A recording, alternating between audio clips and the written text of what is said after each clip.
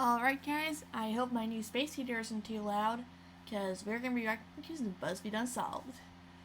This one is the mysterious death of the Isdal woman. I think she might have been a spy, if my memory serves correctly. I'm a true crime nerd. Wait, I forgot to change the audio to the right thing, or else you won't be able to hear what they're saying.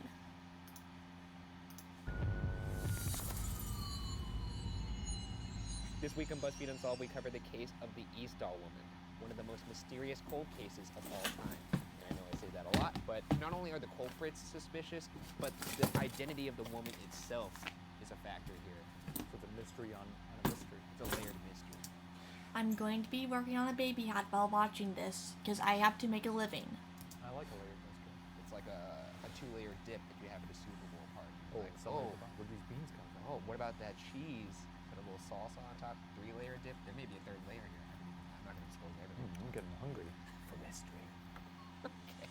On November 29th, 1970, in the Eastdalen Valley near Bergen, Norway. Oh yeah, I think this was the one where they think she's a spy. Discovered the body of a woman wedged between large rocks. One of the first people on the scene and the last one living, police lawyer Carl Halvor Oos remembers the first thing they noticed was the very strong scent of burnt flesh. It's not The barbecue. body was severely burned, and the arms were in a boxer position in the air, common in burned bodies. While the front of the body, including her face, was burned beyond recognition, the Darn. backside was bizarrely not burned. The officers That's were interesting. unable to tell how long she had been there. Of course, maybe someone dumped a bunch of accelerant on her front half and then threw a match at her. When she died, the woman was believed to be about 5 feet and 4.5 inches tall, aged between 25 and 30 years old. So, the front of her is burned, but the back is not. Yes, and she's found on a hiking trail by a family. A family who knows what burnt flesh smells like. Well, that was the description from the police lawyer. Never had barbecue before? Barbecue, Probably. Yes. We've all I had think barbecue.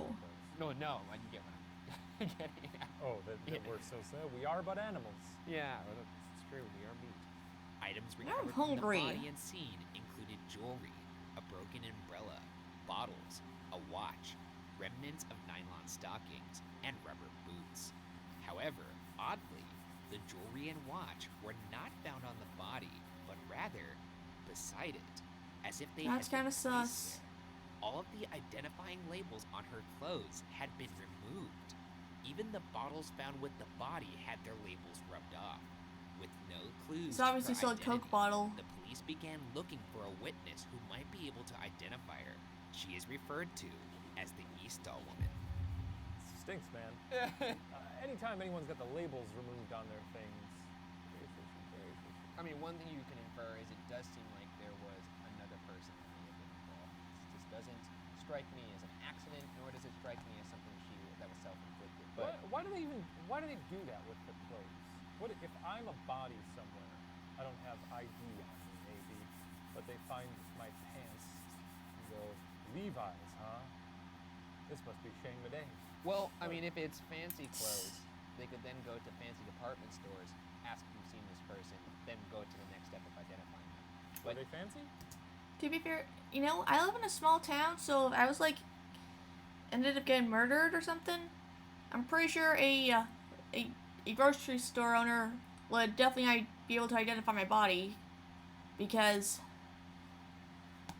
remember how I mentioned that I got a new space heater? I got one on Friday, but it screamed after 5 minutes being plugged in. So my friend and I went back to the hardware store where I got it, and I had forgotten to bring, and I was wearing the wrong code, because his receipt was in the code I was wearing on Friday. I was wearing a different code, and but luckily the lady who sold me the space heater was like, "Oh, I remember you," and I was able to return the space heater and trade it in for a new one a more quiet one uh, after she identified me. I have bug bites. I don't know. I mean, that's just where my mind goes, but then again, I do have a superior type of mind. I don't know about that. I mean, I get why you can think that. It just seems like an unnecessary precaution. Or very thorough. An autopsy of the body discovered a large amount of venema, a sleeping What? pill in her stomach, around 50 to 70 That's a weird pills. brand. Her bloodstream had not fully absorbed them before her death. They also found smoke particles in her lungs, which denotes that she was still alive while she burned. Oof. Petrol was also found at the scene near her body, and it was Yeah. evident that it was utilized in Like the I said. There was also a high level of carbon monoxide in her system. A strange bruise on the right side of her neck was also discovered. After the autopsy, the death was determined to be a probable suicide due to the sleeping pills and the carbon monoxide from the fire. I'm calling 50 BS to on 70 that. pills is a lot. You could see why they may have thought this may be a suicide, but they weren't fully absorbed by the time of burning. Seems odd to burn yourself if you're That's what I'm taking s- one of your Yeah. sleeping pills. Why yeah, then are you go, burning yourself? Let's set myself on fire now. Yeah. If I And also, why would she only dump the on front of her? Why wouldn't she just like dump the gasoline on her head? Then it would be like on the front and the back. She wasn't burned on the back. I'm gonna die, and you say, well, you can go to sleep. You say that sounds like a good option. Or alternatively, we can set you on fire. Yeah, we could do the thing that's generally considered the worst way to die. Yeah. I think I'd go with falling asleep. Yeah, me too. I think that would be a 99% consensus. Yeah, except when you take a bunch of sleeping pills to try and kill yourself, you're kind of paralyzed before losing consciousness for an unknown amount of time. So yeah. Just remember these odd details. I've committed them to memory. Good, good. Also, I've had some caffeine earlier. Okay, you could swallow it too. Jesus Christ. So stupid. Good bit. In fact, the spot where she was found was the scene of many suicides in the Middle Ages, and also where some unfortunate hikers fell to their death in the 1960s, thus earning the title Death Valley from locals. The site was remote. We got Death Valley here in difficult to climb, California. and definitely Except not a people hike. died of dehydration there. Wait, you said this was not a hiking trail? What's his family doing out there? Yeah, I considered that first. All right, kids, let's go for a little hike in Death Valley. I guess People maybe are they wanna challenge stupid. themselves, you know? Sometimes I go off the beaten path when it comes to hiking. Do you? I like to challenge myself mentally and physically. You're gonna die. Not Yeah. to really take my young family with me. You have a young family? Well, if I had a family, I would not take them and be like, hey, let's go bouldering. Yeah. People do that in Los Angeles, though. They had to close one of the mountains around here because people kept falling off. LA people. Because people are stupid. Yes, they are. Considering the curious state of the crime scene, it's understandable to be skeptical of the ruling that it was a suicide. Yeah, Before obviously. we dig into that, let's first provide some context by attempting to answer one question. Who was this woman? The first major clue came 3 days after the body was discovered, when 2 suitcases were found at the train station in Bergen. Inside the suitcases was a pair of non-prescription glasses with a fingerprint on the lens. The fingerprint was a match to the Eastall woman, effectively linking the suitcases and all their contents to her, which is important since the suitcases contained several mysterious items. Oh, that's fun. So she's got some stuff in some suitcases. What goes beyond suitcases, wait till we crack these bad boys open. The plot will thicken, as they say. I like that. You do appreciate a good plot. Okay. Inside the suitcases were clothes, wigs, a comb, hairbrush, makeup, money from Germany and Norway, as well as coins from Belgium, Switzerland, and the UK. A tube of eczema cream was also found in the suitcase, but the prescription label that would indicate the patient and prescribing doctor had Was been removed. The labels of the makeup had also been removed. Also, and the efforts to identify the brands failed. Beyond what these efforts were they items, using? there was one item that seemed particularly promising, if not strange, to the police. A notepad with a code written in blue ink. code that could not be cracked by the police at first. But we'll get to that in a bit. Heating up. I like codes. Well, obviously, Yep. one thing to glean from that is the fact that the labels were also removed here in her personal belongings. That, to me, means the labels, her clothes, all that stuff that was found in the scene was maybe done by her, not by a separate party. Yeah. Which then gets you into the question of who she is. Right. The second major clue also came from the suitcase and was a plastic bag from a shoe store about 130 miles away in Stavanger, Norway. Roar Rordtvedt, the store owner's son, described blue celebrity boots he sold to a woman about 3 weeks prior. The boots matched the ones found at the scene. What do they call them? Celebrity boots. Because Yeah. they were popular at the time, celebrities were wearing these boots, therefore he described them as celebrity I boots. thought he was just sort of a dumb guy who saw something fancy. Oh no, these were just very popular boots. Look at you with your celebrity boots. Rordtvedt gave a well-detailed account of her appearance. In summary, she was well-dressed, medium height, with a round face with dark brown eyes, long dark hair, and had a strange odor to her that Rordtvedt would realize years later was garlic. Why What? does it take him years to remember what garlic smells like? Does he not have garlic I know what that's often? like. I smell garlic. I jump up. I love garlic. Yeah. It's delicious. Because it smells good when. Oh, that reminds me. When I was I was helping with loading some bags of people helping people, and they had like garlic bread that was to be packaged for people in need. I decided to let the people in need have the garlic bread because sometimes when you do helping people, they will let you take one of the sweets home with you. So I took home a cupcake. I smell it coming from a kitchen. When you smell it on someone who's just eaten garlic, it's a bit funkier. So she just went to Chowtown on some beef Yeah. sticks, And then decided, let me go pick up some boots. breadsticks, boots, burning myself alive. Rordtvedt's description led police to Saintsvithen Hotel in Stavanger, where the Eastall woman stayed under the name Vanilla Lorch. However, when police checked hotels back in Bergen, no hotel had admitted a woman named Vanilla Lorch.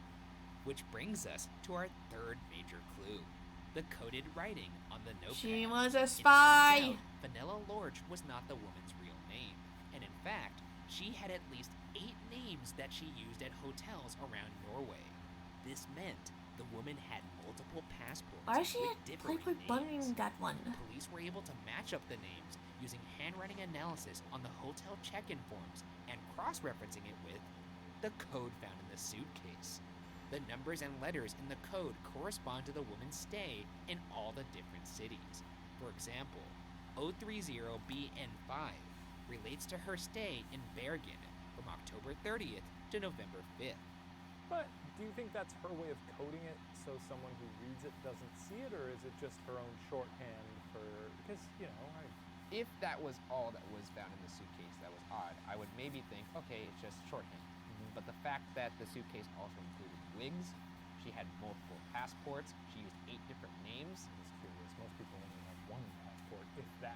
Yeah, I don't think that Yeah. contributes to shorthand. All those. I have one passport, and I always.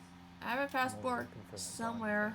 After examining all the registrations, I've only been out of the country police realized once. she mostly claimed to be from Belgium when she registered, all of which were confirmed to be fake Belgian identities. They also gained insight of the woman's habits by speaking with various hotel staff.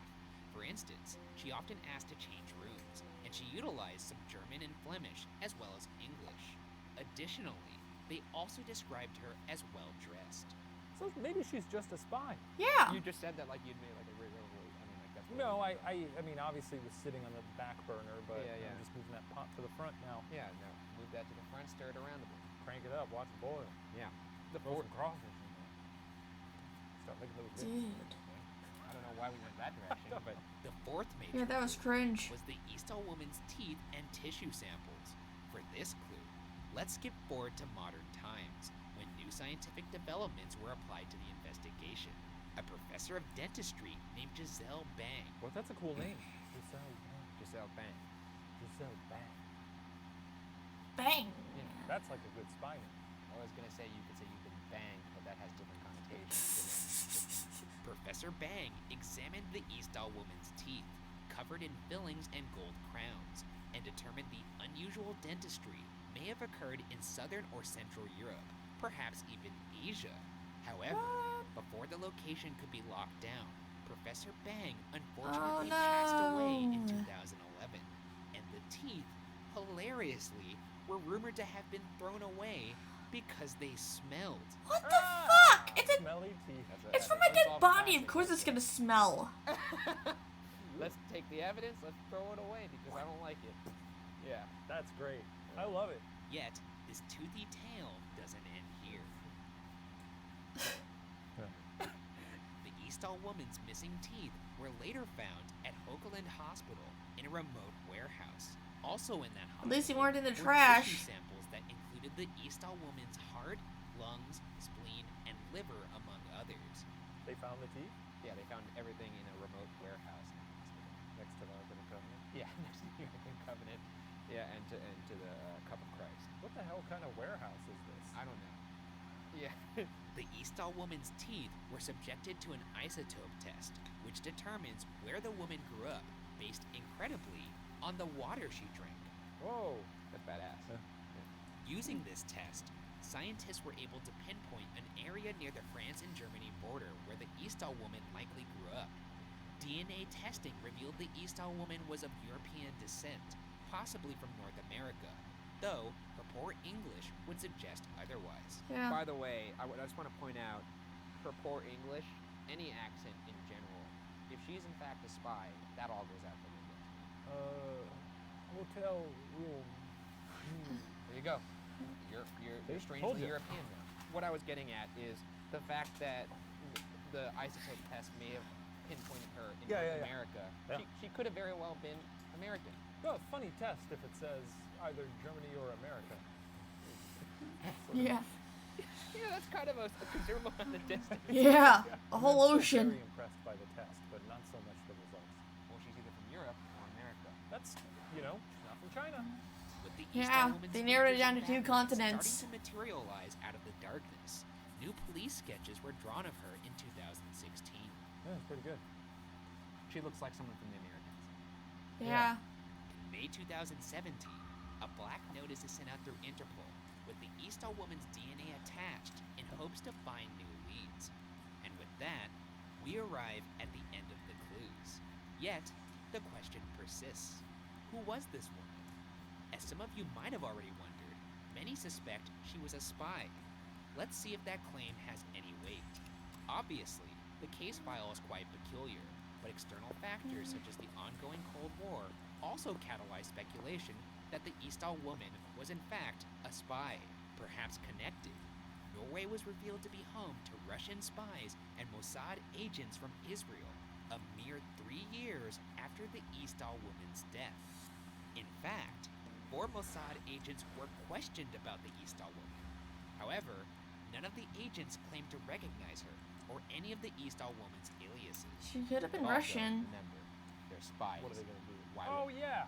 I killed her. That lady I killed? Yeah, I you, remember her. You want to know all the confidential details of my spying? Well, why didn't you ask me in the beginning? That's the thing about spies, and I think a lot of intelligence deaths like this. Yeah, my aunt used to work for the CIA, and there was like some nuclear clearance stuff that she's not allowed to talk about. But she did confirm that she did not see any nukes, and in fact her job was relatively boring. It involves maps. I would bet that a vast majority of these deaths are just unreported. They're professionals. Yeah, I mean, they're made to not exist. Right. So, They're ghosts. you're trying to catch ghosts, which is, we know, it's pretty hard. Around the time of the murder, Norwegian intelligence agencies looked into the case of the Eastall woman due to the odd circumstances surrounding it. A week after the discovery, Ornolf Tofte and Bjorn Langbake of the Police Security Service began investigating the case.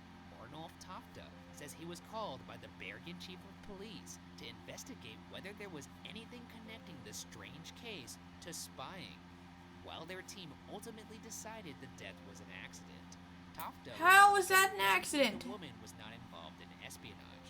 He claims her false passports point to the possibility of her being a, quote, illegal agent, end quote. Here's the Bergen Police Crime Commissioner's response in an interview a few weeks into the investigation after being asked about the role of espionage in the case. Quote, "We have no proof of that. No, we can safely say. I'd go further to say we've completely eliminated that possibility," end quote. However, the Norwegian surveillance agency denied involvement until 2002.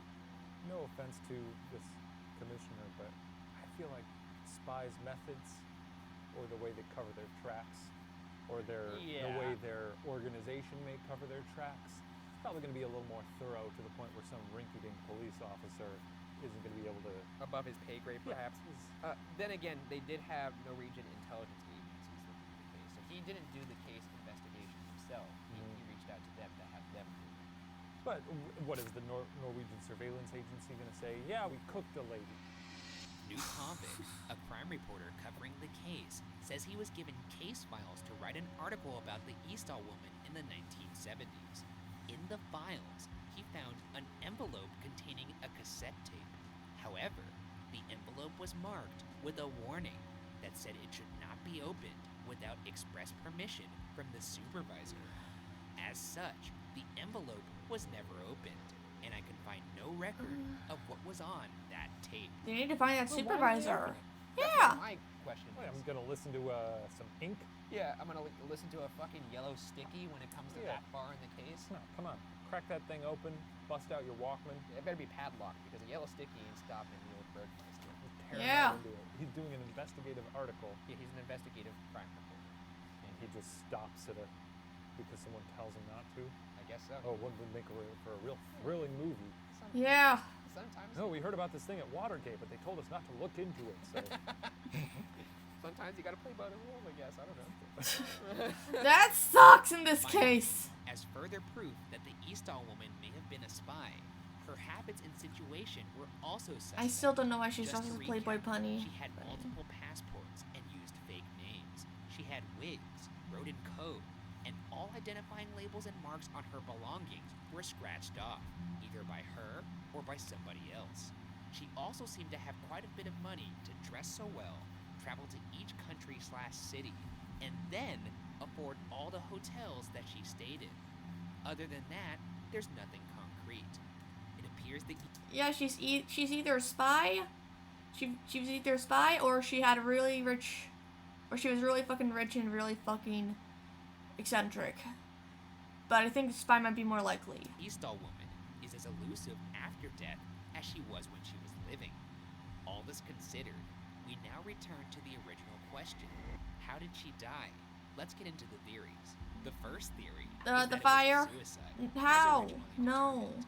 Returning to the autopsy, 50 to 70 sleeping pills were found in her stomach. Officials see this as a sign of suicide, as it would be No. hard to force someone to consume that many pills in multiple doses. Though, due to the odd details surrounding the case, many, including officers involved, doubt that suicide is the true Yeah, answer. I don't. Yeah. you could make somebody. no one swallow. thinks So you that. point a gun at them and you say, "Swallow these pills." Yeah. You know someone's either going to shoot you in the head, or you could again fall asleep. Okay, sure, but logically, let's go through that. Mhm. Okay, I'm gonna have you swallow 50 to 70 pills. Yeah. Then I'm gonna set you on fire. Sure. To get How rid does of that her, make sense? Yeah, it's a little fishy. Also, if it, let's to hide her identity. Except they didn't do well with her fingerprints because they were stupid. go through it as if it was a suicide. Okay. She goes, I'm gonna swallow a shitload of pills. A lot of pills. Now I'm gonna set myself on fire. That doesn't make any sense either. Doesn't make a ton of Yeah. sense. Unless the pills were a backup, like she thought, oh, maybe if I set myself on fire, it's not going to work.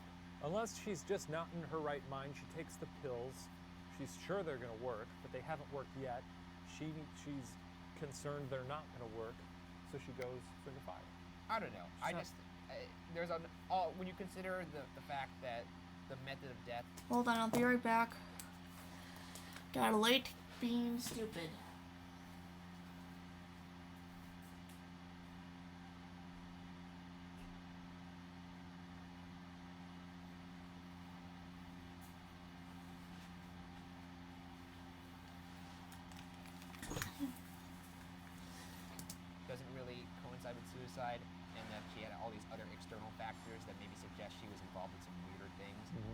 Doesn't seem to Yeah. be like a way of committing suicide. Also, a spy suicide seems like, wouldn't they have like a You'd fucking think cyanide you'd be better pill? at that, yeah. Yeah. Cyanide pill. I'll tell you one thing, you don't need 50. Do those really work as quick as they do in the movies? I don't I know. think so. Because, yikes. What's when a they le- bite down them in the movies, they're like, oh, are you going to kill me? And then there's like foam right away. I don't know how that stuff works, gotta be honest. It's Yeah. abundantly clear. Yeah, we're not going to do any kind of like trials.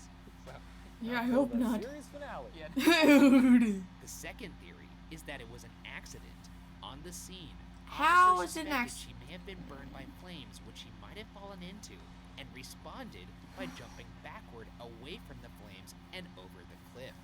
The police security service, as mentioned before, ultimately decided that the death was an accident. That still One doesn't questionnaire explain the recovered fuck by ton the of service pills. revealed that she had a large can of hairspray, which in theory could have been dropped in a bonfire she had built. The result would be an explosion, causing her burns and ultimately her death. Though this doesn't seem to explain the petrol found at the scene that was utilized in her burning. Or the fuck Furthermore, ton of there would pills. also be evidence of an explosion, I'd assume. Yeah. I'm already burning. I'm already burning. Let's get this fireworks show If going. she takes a petrol shower amongst rocks, it doesn't make any fucking sense. No. The third and final theory is that she was murdered. The Yeah. possible life of espionage This is was most likely undeniably a lended itself homicide. To a veritable list of enemies. So, it's not unthinkable that somebody would want her dead. Returning to the crime. Oh, I got another theory. She could have been a rich person who had an abusive partner. Scene, the jewelry and watch were not found on the body, but beside it, as if it had been placed there. Yeah. And sure, this could have been the last acts of a person committing suicide. But if her true plan was to commit suicide, why set herself on fire? Adding to this is nobody seemed to have an explanation of how the fire started, other than the wild hairspray theory. Returning to the autopsy, there was a strange bruise on the right side of her neck. The crime reporter mentioned before, Newt Havik, also wasn't convinced on the ruling. Quote, personally, I'm totally convinced that this was a murder. She had various identities. She operated with codes. She wore wigs. She traveled from town to town and switched hotels after a few days. This is what the police call conspiratory behavior. Yep. End quote. Yeah, she had wigs, she had codes, she had passports. She switched hotels. She wanted people not to follow her. Yeah, of course she was murdered. Yeah, that just makes sense. Idiots. I know. I felt like it was rather clear. Yeah. I mean, the person, if they were murdering her, could why not just shoot him? I guess Yeah. then maybe they trace the bullet to a gun. I don't know. Yeah, well, you're not exactly, I would say, the pinnacle of espionage. I could be. Look, No. I'll wear fake mustaches. I'll wear a wig. People won't know it's me. So you're gonna wear. People a might mustache hear to that's cover up your you. 8-foot limbs? Is that how it's No, there's plenty of tall people in the world. If I wear a mustache and a wig and say, hello, I'm Banjo McClintock, nobody will know. Well, they'll think I'm a different person. I don't think so. I think I'd think about it. I don't think they would. Just from a physical requirement. No. You'd be shaken. Mm, No. This is my real name, I promise. Why would I be so scared at that Because point? you're scared of everything. I'm scared of the hotel check-in manager? Yeah, sure you are. I don't think so. Unless it's that situation where, like, normally you're a timid, scared man, but when you step into the shoes of, say, Ricky Goldsworth, Yeah. then suddenly you become the most confident man in the That's the world. point of a disguise. But can you overcome the timidity that is Yes. Yeah. hardwired to your... I think so. I think that's more likely than you shaving off a couple feet from your limbs. Despite the official ruling being a suicide, many officials involved seemed shaky on that prospect, to say the least. yeah, Police obviously. lawyer Carl Halvor Oos claims that no one in the Bergen Police Department really believed that, claiming the location and nature of the death seemed too odd to be a suicide. A chemist for Kripos, the National Bureau of Crime Investigation in Norway, who attended the autopsy, said, quote, now as then, I'm in doubt when it comes to what really happened on the site and how the fire developed. It is difficult to be 100% sure.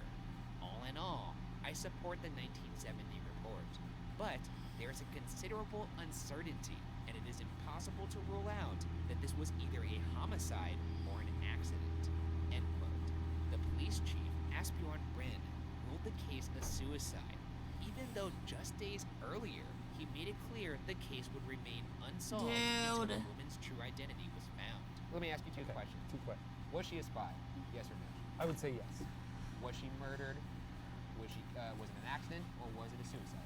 I would say she was murdered. Yeah, Okay. it So we honestly can looks a get bit more those like two things murdered. out of the To me, I'd say murdered spy. What about you? I think so too. Okay. Where that takes us, not far. We still don't know her name. We still don't know who murdered her. But Such is the nature of spies. it's a start. She was a damn good spy if we don't even know who killed her. In the end, the Eastall woman was given a Catholic funeral on February 5th, 1971. As the police guess, she may have been Catholic based on what information they had. How Tulips did they get incarnation that sat atop her zinc info? coffin, a coffin that wouldn't decompose, in hopes that one day the coffin could be moved to a more fitting resting place if someone were to claim her. That day has yet to come. As for now, the mystery of the Eastall woman remains unsolved. I honestly think that it could be that she was either a murdered spy or a murdered, abused woman. What about you guys? What do you think? See you later. See you next time.